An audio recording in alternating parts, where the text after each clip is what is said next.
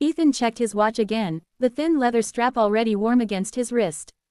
7:42. He had arrived early on purpose, early enough to choose the table by the window, early enough to feel in control of a situation he already disliked.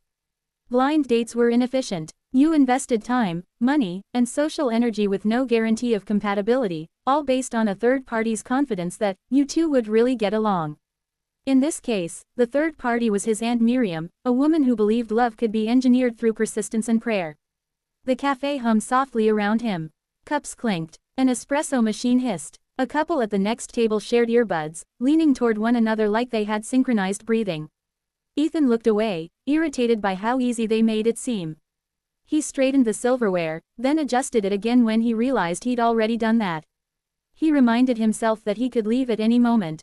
One coffee. Polite conversation. 30 minutes, max. The bell above the cafe door rang. Ethan looked up out of habit, and stopped. The woman who stepped inside wasn't what he'd unconsciously prepared himself for.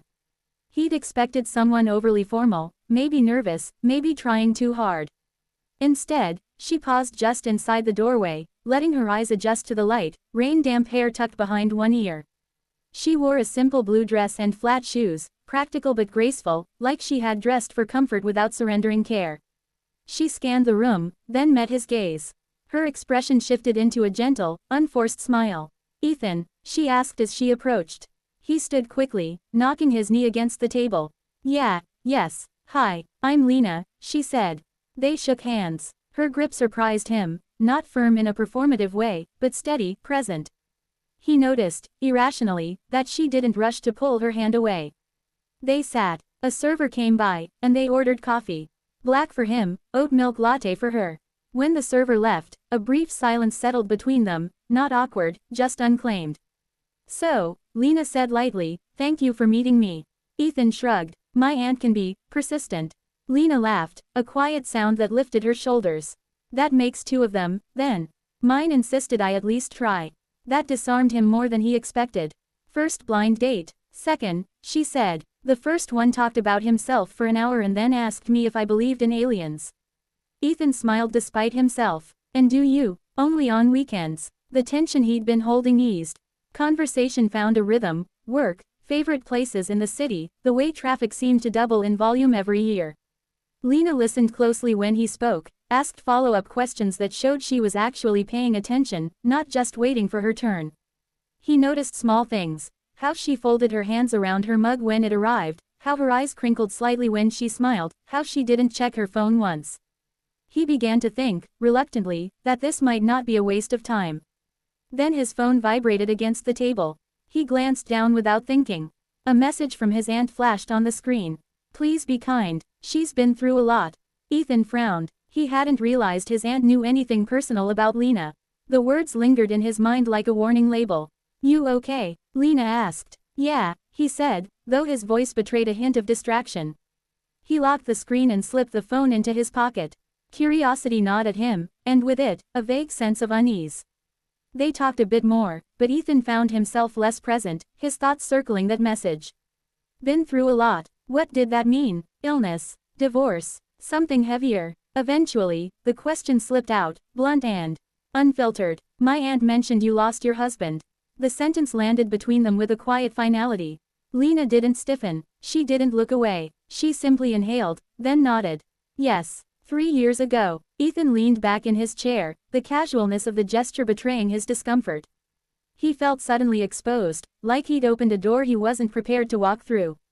"I'm sorry," he said automatically, though the words felt rehearsed. "Thank you," Lena replied. She took a sip of her latte, unhurried. Something in him bristled, an old, unexamined belief rising to the surface. He told himself he was being practical, realistic. He told himself honesty was better than politeness. "I'll be honest," he said, the words tumbling out before he could soften them. "I don't date widows." The cafe seemed to dim, as if someone had lowered the volume on the room. Lena set her cup down carefully. Her smile faded, not dramatically, but with a kind of dignity that made the moment heavier. "That's very direct," she said. "I just think," Ethan continued, feeling the need to explain himself, to justify the sudden tightness in his chest, "there's always baggage. Unfinished feelings. Comparisons you can't compete with." I don't want to live in someone else's shadow. He waited for anger, for tears, for a sharp retort. None came. Instead, Lena studied him with an expression that was almost gentle. That's an understandable fear, she said. Even if it's not entirely fair. He shifted in his seat. I didn't mean it personally. Of course, she replied. It rarely feels personal to the person saying it. She reached for her bag, movements unhurried, deliberate. I think I should go. Ethan's stomach dropped. Wait, Lena, I didn't mean to be rude. She stood, adjusting the strap of her bag over her shoulder. You weren't rude. You were honest. And honesty has consequences, just like anything else. He searched for something to say, something clever, something that would rewind the last 30 seconds, but nothing came. I hope you find what you're looking for, she added softly. Then she walked toward the door, the bell chiming again as she stepped back into the gray afternoon. Ethan remained seated, staring at the empty chair across from him. The cafe noise rushed back in, louder now, less forgiving. His coffee sat untouched, steam thinning into nothing. He told himself he'd done the right thing. Clear boundaries. No wasted time. Still, the space she left behind felt far larger than it should have. The rain had come without warning, one of those sudden city downpours that seemed to fall straight down instead of drifting. Ethan stepped out of the cafe, jacket half on, irritation still buzzing in his head. He told himself he felt relieved. The date was over. Clean break. No complicated emotions, no difficult pasts to navigate. He took 2 steps onto the sidewalk and nearly collided with someone rushing in the opposite direction. Hey, sorry, he muttered automatically. Then he heard a voice, calm, focused, unmistakable. Sir, stay with me. Look at me. Ethan turned. Lena was kneeling on the wet pavement near the curb. An older man lay slumped against a parked car, his face pale, one hand clutching his chest. Rain darkened the shoulders of Lena's dress, but she didn't seem to notice. Her bag was open beside her, phone pressed between her shoulder and ear. Yes, she was saying into the phone, he's breathing. Conscious but weak. Late 60s, maybe early 70s.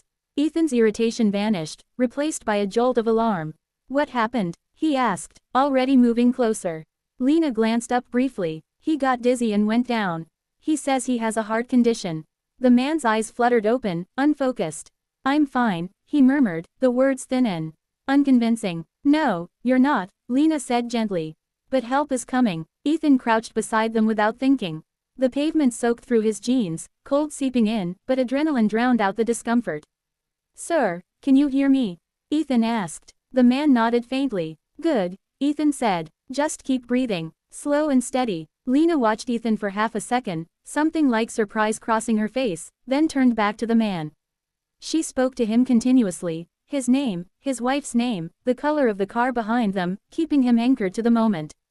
The sound of sirens wailed somewhere far off, then closer. Rainwater streamed along the curb, soaking Ethan's sleeves. He realized his hands were shaking and forced them still. He had no medical training beyond a basic first aid course years ago, but Lena moved with a confidence that suggested experience, not rushed, not panicked, just precise. Ambulance is 2 minutes away, the dispatcher said through the phone. Thank you, Lena replied. The man groaned softly, eyes closing again. Stay awake, Ethan urged, his voice firmer now. You're doing great. For a brief, unguarded moment, Ethan looked at Lena, not as a date, not as a stranger, but as a person under pressure. Her face was composed, but her eyes held deep concentration, a practiced calm that came from having stood at this edge before. The ambulance screeched to a stop, lights painting the wet street red and blue. Paramedics jumped out, moving quickly, efficiently. What do we have? One of them asked. Possible cardiac episode, Lena answered without hesitation. Collapsed about 5 minutes ago. Weak pulse, conscious intermittently. The paramedic nodded, impressed. Good call. They worked swiftly, fitting the man with monitors, lifting him onto a stretcher. As they loaded him into the ambulance, one paramedic glanced at Lena. You handled that well, he said.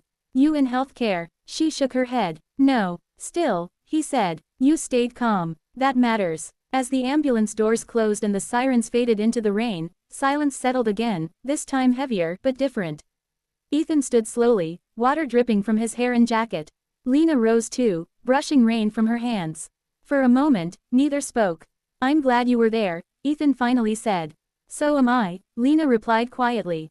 They stepped under the cafe awning, rain tapping against the metal edge above them. The warmth from inside spilled out every time the door opened, but neither moved to go back in. Ethan stared at the street, replaying the last 10 minutes in his mind. Then, softly, "I owe you an apology." Lena didn't answer right away. "For what I said," he continued. "Inside. About widows." She met his eyes. "Why did you say it?" He hesitated, then decided not to dodge it. "Because I was scared. Scared of competing with someone I could never measure up to. Scared of being the replacement." Lena's expression didn't harden. If anything, it softened. "My husband had a heart condition," she said. "We spent years learning how to stay calm in moments like that. Panic helps no one." The words settled into Ethan like a weight. "I assumed," he admitted, "that loving someone who died meant you were stuck there. That the past owned you." Lena shook her head gently. "Loving someone and losing them teaches you how fragile time is. It doesn't freeze you. It changes you." Rain streaked down between them, a thin curtain separating the moment from everything else. "I confused loss with weakness," Ethan said. "And I was wrong." Lena studied him for a long second. "Most people are," she said. "They just don't always get shown so quickly." A small, rueful smile tugged at his mouth. "Life has terrible timing." "Life has excellent timing," she corrected. "We just don't always like the lesson." They stood there, two people damp, quiet, and unexpectedly honest. The tension from earlier was gone, replaced by something cautious but real. "I don't know if you'd want to," Ethan said, voice lower now, "but I'd like to start over. No labels. No assumptions." Lena glanced back at the street where the ambulance had disappeared, then returned her gaze to him. "Starting over doesn't erase the past," she said. "It just makes room for something new." She extended her hand. Ethan took it, feeling the same steady warmth he had noticed earlier, only now, he understood it better. The rain kept falling, but beneath the awning, for the first time that evening, the world felt unexpectedly open.